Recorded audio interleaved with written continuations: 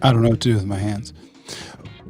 Welcome, ladies and gentlemen, and whatever else, to the ALL NFL Sunday Huddle. My name is Jeff Kavanaugh from DLLS, which, if you didn't know, is the hardest name to say of the All-City cluster. No doubt about it. I never know if I've said one L, three L's, two L's. I don't know. But I'm Jeff. And it's nice to see you guys.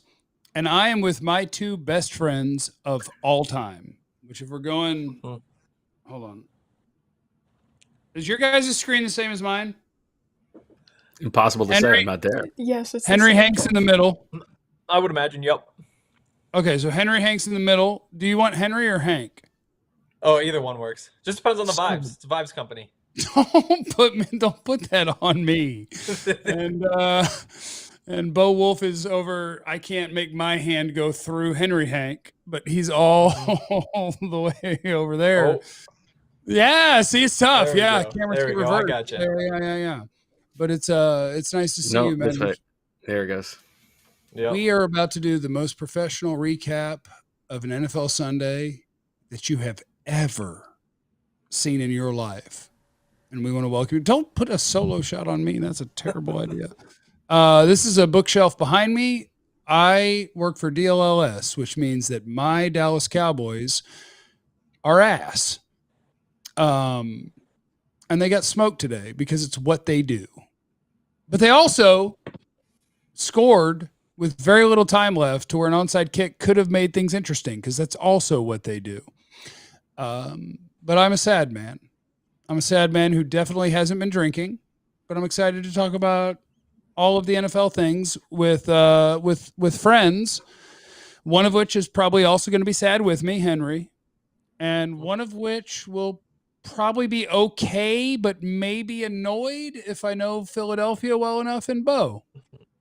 That's just my general state of being. It has nothing to do with the Eagles. Oh, son of a bitch. Well, hi guys. How are you? How are all the things? I'm good. I feel like as much as I might want to hear about the Cowboys game, since the Eagles and Cowboys are playing next Sunday, it's kind of hard because it seems like Dak Prescott just sort of encapsulated all of it by himself on the sideline. I don't understand what you're saying, unless Emma's about to show you what.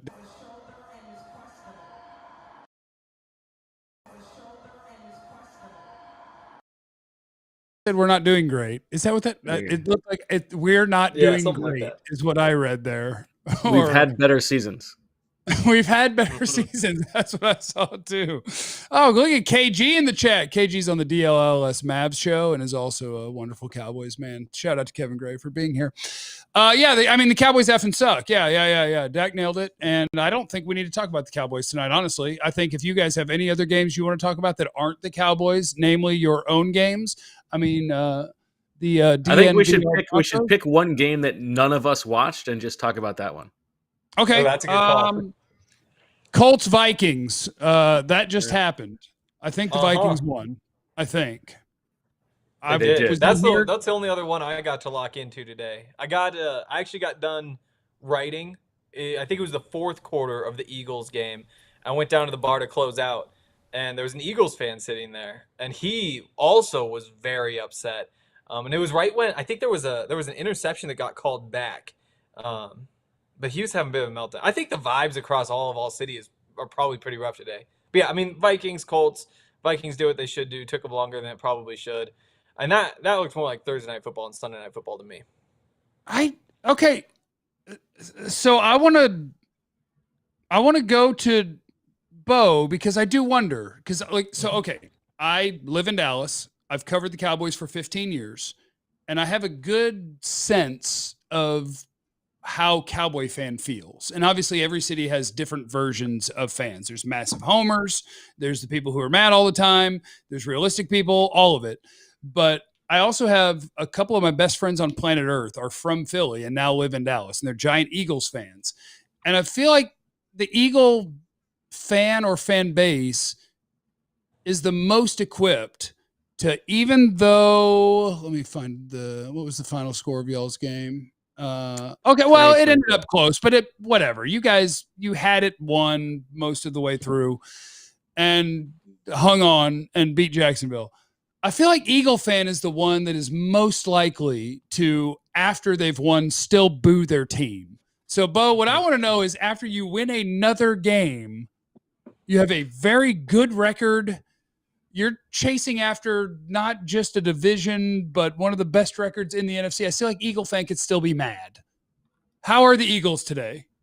Well, they could definitely be mad at this game. I mean, this game ended, the Jaguars had 1st and 10 on the 13-yard line with like a minute 40 left, down 5 points. So they were on the brink of winning this game, and Nakobe Dean ends it with an interception in the end zone. So on the whole of the game, the Eagles did dominate. They outgained the Jaguars 447 to 215, so they more than doubled them up. It was 22-0 in the third quarter, and it looked like the game was over. And then they sort of started to collapse a little bit. A.J. Brown left the game with a knee injury and did not return. There's a chance he's going to miss some time, and he's their best player. So that's not great. And then Saquon Barkley fumbles the ball away. That is sort of a debatable call. He gets touched by a Jaguars defender on the foot, and then he runs into Lennon Dickerson, and then he goes to the ground, and the ball pops out, and the Jaguars return it for a fumble, and that makes it 22-16. And all of a sudden, the Eagles start to turtle a little bit. They go for it on 4th and inches, but they don't tush push because they had gotten stopped on 2 tush pushes already in the game. And so instead of kicking a field goal to go up 8 points, they do this little rollout play that has not worked this season, and it didn't work again. And so the Jaguars had a chance to win the game. Now, there were also 2 of the coolest plays I've ever seen in this game. Saquon Barkley jumping over a guy butt first was awesome. Backwards and then DeVonta, badass. Yeah, like the ass hurdle. I mean, that's what it should be called. It was fantastic. And I love it because even if it doesn't work, the downside is you've just put your butt in a guy's face. That's also very funny. And then the touchdown catch from DeVonta Smith that is the game-winning touchdown catch was an insane one-handed dragging his feet at the back of the end zone, one of the best catches I've ever seen from DeVonta Smith. So we will remember this game for those 2 cool plays. And then Nakobe Dean, it's nice that he gets to end it. I actually do think that in this game, the frustration from Eagles fans is with Nick Sirianni's game management, which is not going to go away. That's probably going to be a problem for a long time. But if you zoom out, this was kind of it was unlucky that this game was as close as it was. I think under the hood, the Eagles were the far superior team in this game. And coming off the heels of last week's win in Cincinnati, which was their best performance of the season, I think the Eagles are feeling pretty good and they belong in that second tier of NFC teams behind the Detroit Lions. Okay, I that's awesome, because I was about to ask, what is the first tier, and is it just Detroit? And the answer was yes. I think so. So yeah, I saw enough of that game, and I love and hate the Eagles all at the same time. Like Nick Sirianni, I mostly hate. Sports hate. I want to be clear. Yeah. I want to be clear that it's sports hate. I don't hate anyone. Everyone deserves your love, your respect, and your empathy. But everyone? Sirianni, most, you know what? That's a separate podcast. Okay. That's a separate podcast. Because kind of, but only kind of. Yeah, but I mean, DeVonta Smith is so good. A.J. Brown is so good. Mm-hmm. Jalen Hurts, I don't know. Nick Sirianni, I just sports hate. But that's the rules. That's the rules. I cover the Cowboys. I watch the Cowboys. The good news is that we suck, and so it doesn't matter. It's more of a Washington and Philadelphia discussion, and so who cares? But yeah, Philly's always been one of those teams that the last couple of years, it seems like at least from the outside looking in, it seems like the individual parts should be better than the whole. Like, I feel like there's a lot of talent on that team. And even 3 weeks ago, it felt like that wasn't fitting. Although now we may be in a little bit of a different place where it's like, nah, it's kind of coming now.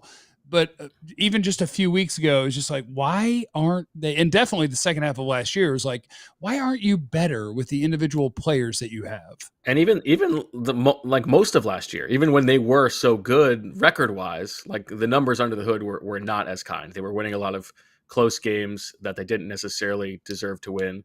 And so like the regression was coming, even if it was not supposed to be as apocalyptic as the end of season collapse was. And I do think like the start of the season, I totally agree with you that the team was not as good as it should have been talent-wise. And to be fair, given the fact that they had two new coordinators on both sides of the ball, we probably should have been a little bit more patient. But I don't think, there's no patient in Philadelphia. So we're not surprised that didn't actually come. But like on defense, for instance, they have all of these young parts and a brand new coordinator in Vic Fangio and like new position coaches all over the place. And it does seem like things are coalescing a little bit. Now, they have played a relatively light schedule of opposing offenses. Cincinnati last week was a good test, and they performed well. And the first like 7 possessions of this game for the Jaguars was like 6 plays, 3 plays, 3 plays, 1 play, 3 play, 3 play. Like they were dominating. The Jaguars could not move the ball. And so I think there is real optimism for the defense because they have been relatively healthy. They're young, and it does seem like they are getting better.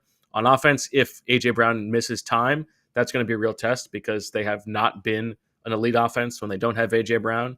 Saquon Barkley has been like way better than I could have expected. He looks awesome and makes plays every game that are like I haven't seen an Eagles running back do that since LaShawn McCoy, who was retired, who was inducted into the Eagles Hall of Fame at halftime today. So it was kind of a nice little, handoff to Saquon, who had 199 yards from scrimmage in this game. That said, Saquon has had a lot of work. He had 27 carries in this game. That's part of the reason that I think it was frustrating for Eagles fans because they were up 22 points in the third quarter. It looked like they could put their guys on ice in the fourth quarter, and then they had to scratch and claw just to come away with a win by the skin of their teeth. But I think big picture, with the Cowboys up next and then the Commanders after that, like we'll find out a little bit if they're really, really for real. Good luck. You got a juggernaut bearing down on you next week. Oh boy. Yeah, Henry. Yeah, interrogate Bo about his football team. The Eagles are not. Yeah, they're not good in Dallas or Arlington. Where were you going, Henry? Where were you going? Well, as an outsider, first of all, you'd be crazy not to be scared of the Eagles. Like, there's so much talent that if it does click, then they're going to be great. But they really remind me of the Ravens. And maybe that's just because the Ravens are kind of on my mind, having just played them today. But just so much of how they're built with just that overwhelming offensive talent that should be able to put up big numbers against absolutely anybody. The changes on defense where, I think there's more talent than you're seeing in terms of the results, but with a new coordinator, with new systems, those sorts of things take time. Then you even throw in like Ravens get Derrick Henry, Eagles get Saquon Barkley, both incredible, but neither team really, I would say, is living up to expectations. I think what are the Eagles now? 6-3. Like it's not like it's bad, but 6-2, yeah. But still, the vibes just aren't quite where you would think they would be. I guess some of that is you wind up having to pay guys who make a Super Bowl run, and you lose some of that depth, like a defensive line and even offensive line, but up through the middle on the defense in particular. Like, they aren't probably what they used to be, and I'm not sure that they can get back to that, where every single week they go out there and you just say, this is going to be a dominant football team that should win this game easily.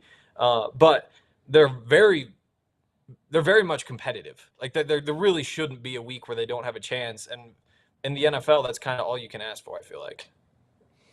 Yeah, I think my take on the Eagles the first 6 weeks was like the offense was hovering around like 10th in the league by most of the advanced stats, and that's not good enough given the talent they had, and we hadn't seen the ceiling. And I was like, when are we going to see the ceiling? We keep saying that if all these guys come together, like it's going to be really good, and we're not seeing it. The last 2 weeks on like a per drive basis, we've seen it a little bit more.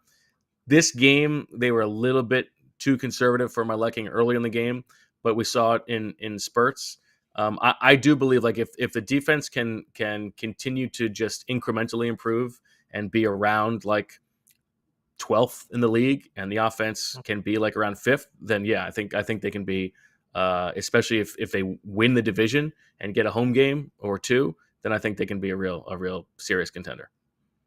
And what makes it, at least to me, really interesting is when you look at the leader of the division right now, when you look at the Commanders who beat the Giants by 5 today, I feel like the first 4 or 5 weeks of the season, it was like this, holy crap, look at Jaden Daniels go. This is absolutely amazing. And now it's a little bit back to earth for a rookie quarterback, even though they are still winning.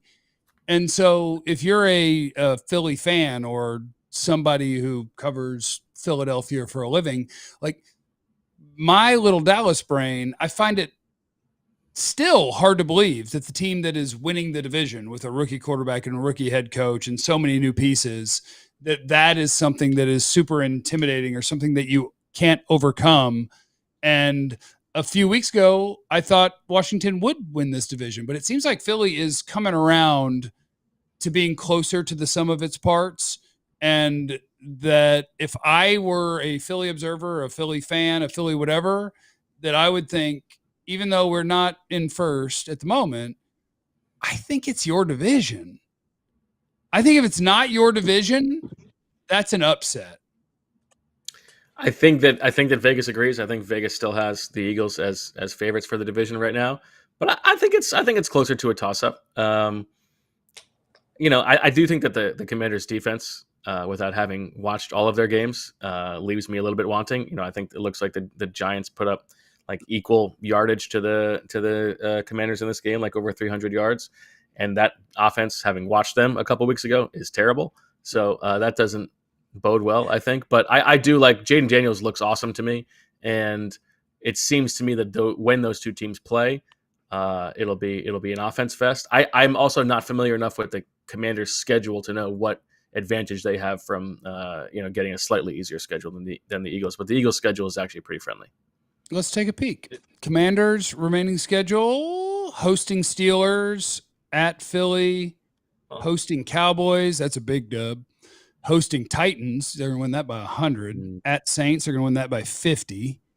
Hosting Eagles, hosting Falcons, at Cowboys. That is a pretty easy schedule. Pretty easy. That's a pretty easy schedule. Okay, so you guys I got the Commanders at plus 700. I think it was after week 1 or week 2. Oh, nice. Win the division. I'm feeling pretty good about it. Yeah, I like that. Way to hop on it. Yeah, you probably should.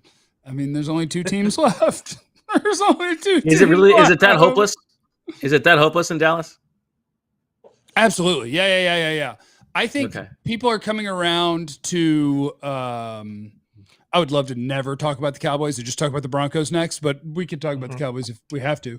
I think people are coming around to realize that of all of the things Jerry Jones said this offseason, one of them was the truth and the rest of them was him selling things.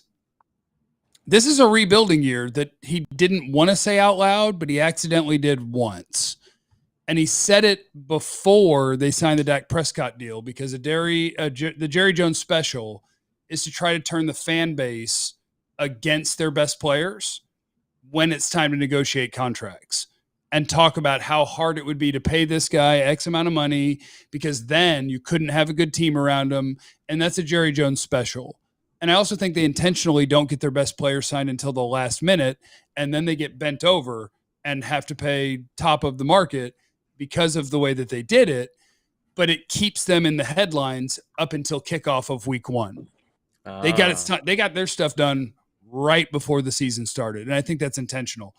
But this was always going to be a year where they were not going to sign any big names that would require a big signing bonus because Jerry Jones is cheap, which doesn't make sense to a lot of people, but I promise they're cheap. When it comes to cash spending, the Cowboys are at the bottom of the league consistently. So like they do free agency bottom of the barrel. They don't make a bunch of trades. They draft and develop. That's kind of their deal. And then they pay the guys that they like, whether they're good or not. It's kind of their bit. And so this year was always going to be, we're not going to help you. But if Dak and CD and rookies on the offensive line and Parsons, if you guys can win the division, that's great. But you're not going to get the standard NFL deal, which is we recognize that we need help on the offensive line, so we're going to sign people or we're going to trade for people. We recognize that our defensive tackles are the worst in the league, so we're going to sign people or trade for people. We recognize that there's only one NFL running back on the roster, so we're going to draft a guy or we're going to sign people. They didn't do any of that. They lost 8 to 10 relevant contributors and said, we'll draft some guys and we'll see what happens. And so to me, it's not surprising what is happening to them this year, because this is the eat some of our bad contracts, carry over cap space, because we have other guys who are about to retire and or leave that we're going to have to eat money for them. And it's kind of a reboot. And if our best players are good enough and we stay healthy enough and our young guys are good enough that we can win a bunch of games, great. But if not, that's fine, because this is our plan. And I don't think they pictured it being this bad. I don't think they pictured being this banged up. I don't think they pictured losing their top 4 defensive ends, all of them. And so it's worse than they expected. And that's why Jerry Jones is losing his mind. That's why a lot of people are losing their minds. But I'm not surprised where they are given the injuries. They were never trying. They weren't trying. They didn't try their best. And that's all I care about in sports. Did you try your best? The Cowboys aren't trying their best. And so that's where they are. And they get smoked every week. And it's so fun. I'm having a great time. The fans are having a great time getting smoked every week. But next week, they'll probably beat Philly by 40. That's possible. Wow.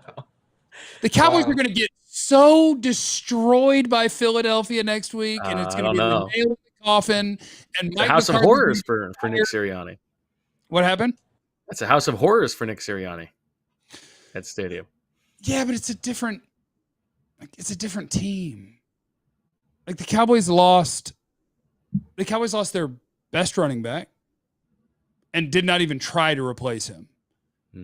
What they replaced Tony Pollard with is so gross and so horrible and so awful.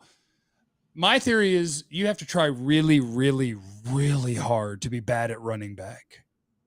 I hate running backs, with all due respect. Like Saquon's great. I'm not a running back.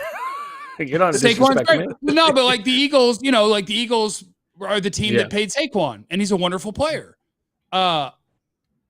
The guys who get into the league and now they're 4 or 5 years into the league and they hit free agency. Like when the Cowboys paid Zeke, I thought it was the dumbest thing they've ever done.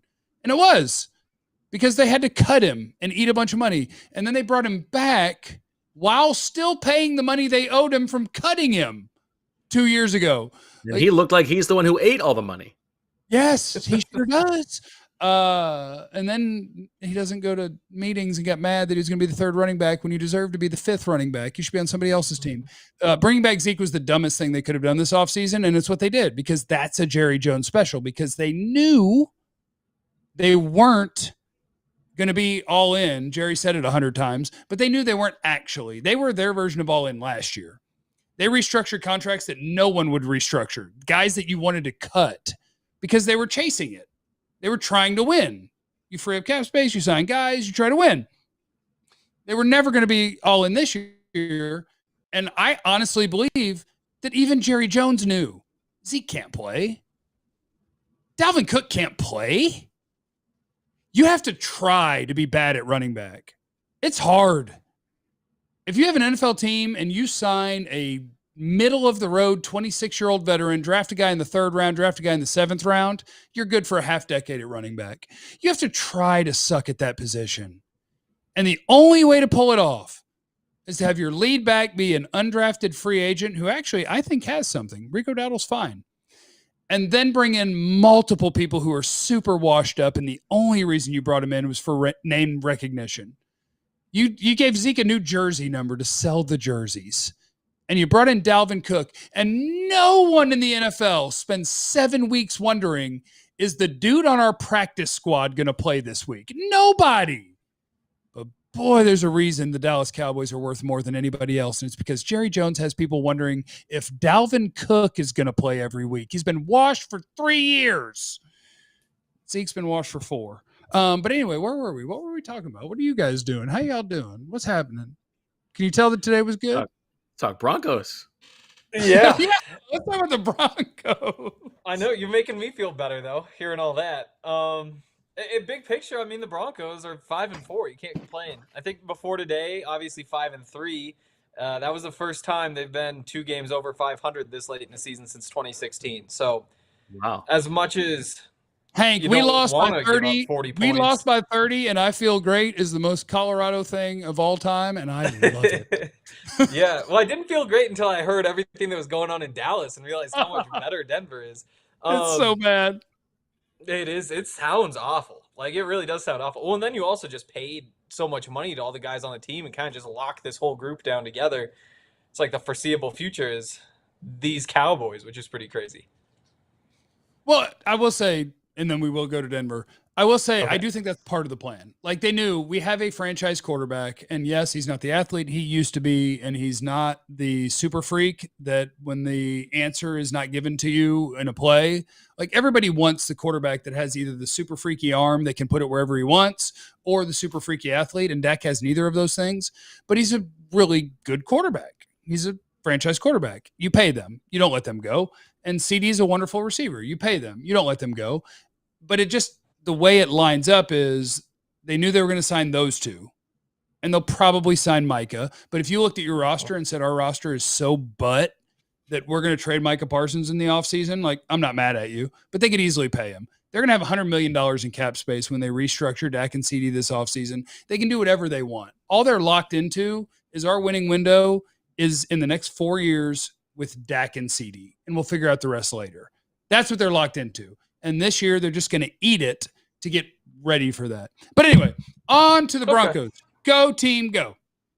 Yeah, no, I mean, big picture, this is better than anybody could have hoped for. And, you know, it really sucked today. It's crazy how long an NFL game is when you're just getting beat the way the Broncos were getting beat. Because you just sit there and it's just drive after drive after drive.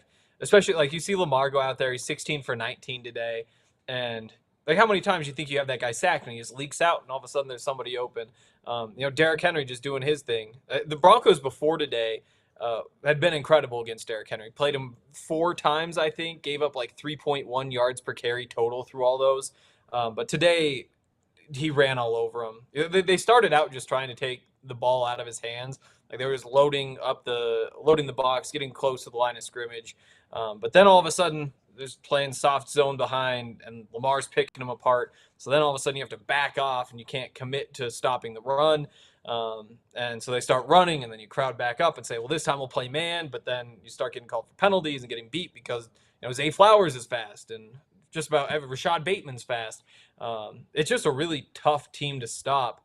And the Broncos came in with a plan, and the plan didn't work. A whole bunch of mistakes, obviously, but you know, forced a 3-and-out on the first drive and gave up 7 consecutive scoring drives. The offense honestly didn't look that bad for the most part. I guess Bo Nix overthrew 3 separate receivers in the end zone, which isn't ideal, but there were some other things they did well. I think, again, big picture, you probably expected to lose this game. But you look at the teams trying to get in the playoffs in the AFC, and this is still by far the best chance the Broncos have gotten. And I think the 2 teams closest right now are the Bengals and the Colts, who are both 4-5. The Broncos at 5-4 aren't in perfect position to make the playoffs. You'd love to be 6-3 after this game today, and you certainly would have loved for it to not be a blowout. You don't want to lose by 30, but you take your lumps and hope that all these young guys who are getting their first real opportunity to play in a game like this learn something and handle the Chiefs a little bit better next week. Playing the Ravens isn't fun. As somebody who watched his team play the Ravens, it's not a lot of fun. But the Cowboys pretended to make it close at the end. Like, oh, look at us. We scored while you guys weren't trying your best. Oh, my God, we recovered an onside kick. And oh, my God. And, like, at the end, it was like, well, technically you had the ball with a chance to go win the game. But, I mean, Lamar Jackson's a freak show. And I don't think, like, Derrick Henry is the opposite. Yeah, I'll just keep taking shots at Cowboys players. Like, there are guys drafted the same year as Derrick Henry, before Derrick Henry, that played the same position as Derrick Henry, that have been done as a good player for, I don't know, 3 years, give or take. And there's just there's a difference when you're a freak show that, unlike this guy who's a problem in the world, like somehow Derrick Henry is the guy that learned from the LeBron James train of thought and was like, oh, you know what I'm going to do? I'm going to commit myself to what I do for a living, and I am going to take care of my body. I'm going to spend a ton of money on it. I'm going to do all the diet and exercise. And so I'm going to be able to survive what happens to running backs in the NFL, and I'm going to be able to keep being good. And some guys just like to vibe and kind of get down and party and stuff. And then it probably won't last as long. And like, you can't do better as a running back who wants to go to the Hall of Fame and do everything and win everything, then when you become a free agent, go stand next to number 8 in Baltimore in the backfield. Yeah. Where teams have to worry about that dude at all times. I thought, I'm used to running backs when they get high usage, like, yeah, they're going to trend downward. When Derrick Henry signed with Baltimore, I went, oh God, he's not going to trend downward. What a dream. What a dream for a badass running back to stand next to Lamar Jackson. And we both had to play him. Bo, you guys haven't had to play them, do you? Do you have to play them? It's not fun. The Eagles do play them later. Yes. Okay. It's not fun. It's not fun. You're not going to like it. It's unique. You might like it. It's not fun. It's just so tough. I mean, it's different for the Broncos too, coming off games against the Panthers and the Saints, because those teams, you don't really need a game plan. You just kind of go out there and you should just be able to push them around. What was that? Exactly what happened. And then what an insult! Yeah, those teams don't even need a game plan. That's so funny. No, you literally just show up. You can push them back. You can run for 5 yards a pop. Defensively, there's nothing that scares you. But then you play a team like this, and you just have to be so particular. And so you decide, we're not letting Lamar run. We're not letting Derrick Henry run. Lamar finishes with 15 yards per pass attempt. And so because of that, you start sitting back, and all of a sudden you got Derrick Henry running, and there's just no way to take away both of those guys and still have anybody left to handle the rest of the weapons they have. Because again, they're just so fast everywhere else. So it's gonna really suck playing them. Yeah. Ravens. Okay, let's play a little around the NFL game because we've handled all of our teams. Ravens, Chiefs, obviously, Lions. If I take those 3 teams, do you think I've picked the teams that are in the Super Bowl? If I get Chiefs, Ravens, Lions? I mean, I guess I would take the field, but how far down? Far down? I guess that's like Lions and like the Eagles are good. They have a good record. They're capable. They have a good roster. Do you look at the Lions as if my team lined up and played the Lions tomorrow, you think you would get smoked? Or did you say, yeah? I think right now the Eagles would get smoked. Yes. Okay. Now the right Broncos. Now. But I also do I worry a little bit about the Lions that they're burning so bright right now. We've seen that before. Like, yeah, it's not about how good you play in November. It's about how good you play in January.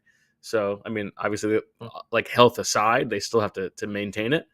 But yeah, I think right now, I think the Lions would be healthy favorites over the Eagles.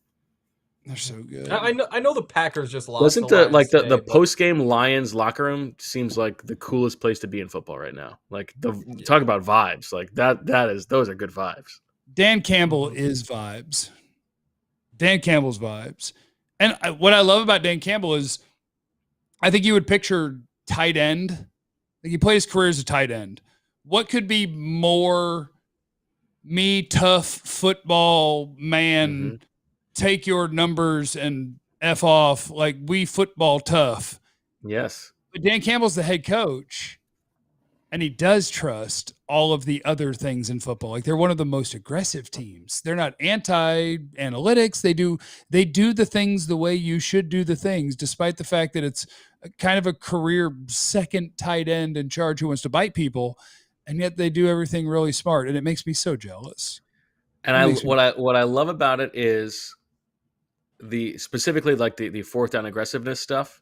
And this is the same argument that I've made for so long, and I saw it in 2017 with the Eagles when Doug Peterson was willing to really turn the volume up on that stuff, is that it does go hand in hand with like the machismo football guy, we are better than you. Like we're going to line up because we are confident and we're going to beat you on fourth down. Like what is more sissy than punting the ball away?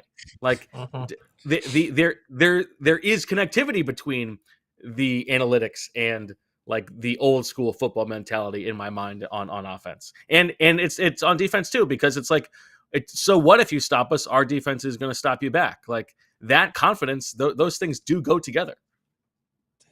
I'd never really thought about it that way. And that is one of the greatest football points I've ever heard in my life. Honestly, because it's like so many people view it as the way that we've always done it is the way it should be done. And like coaches will get fired for doing something that I hate the word analytics because it just makes people turn against it immediately. Yes, exactly. Yes. And so it's like, what makes sense mathematically, statistically, what is the right thing to do?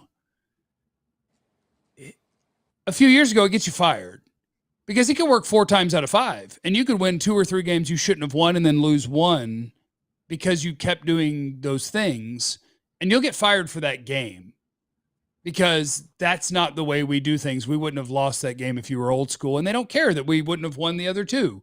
It's just like, it's like you cannot be that outlier. And the fact that you can line it up that way, I think makes it very sellable to people. Where it's like, no, listen, this ain't calculator boy. This is Dan Campbell. We're not scared of them. We're going. Yeah, exactly. It makes it work. It makes the nerd stuff work. Damn it. Okay, so we need our calculators to be pushed by a tight end. That's what, and Jason Witten's going to be the next head coach of the Cowboys. So it's fine. It is so possible. That is so possible. Bill Belichick or Jason Witten should be the betting favorite way over someone like Ben Johnson because we are the Dallas Cowboys. And that's what you can sell in a press conference is this guy is a Dallas Cowboy or, this guy is he's the best head coach it's ever. And I do mean and did and will and do. And he did and is the best. And no one's ever been better than this Bill Belichick. He'd find a way to not know how to pronounce his name. But yeah, I like the way you close your eyes to really get into Jerry's head and get into character. Mm-hmm. You have to. Do you guys think that if I played buttons off my Roadcaster that it would go over this? They Emma, do. you think it would work? They do. Yeah, it works. They work? Big job from them. Okay. The disembodied voice, Emma, who's going to come in as our Cardinals analyst in a second. One of my favorite things to do is just to pretend that this works for anything. If I'm talking about the Cowboys, I say, is it the hot dog or is it the bun? And you could just literally be like, should they have called a pass or a run play? And I'm like, is it the hot dog or is it the bun? Because on the Amazon Prime show, this is the Jones boys at a high school football game discovering hot dogs. Now this is a hot dog bun. I think it's a hot dog too. And I think it's great. Wow. And I think it's great. If you were to wake up tomorrow and for some reason you found out Jerry Jones sold the team, would that be a happy thing for you? I'd be the best sports day of my life, yeah. Okay. Yeah, I mean, I think I can acknowledge that Jerry Jones is the best owner in the history of sports, and he gives you a worse chance of winning.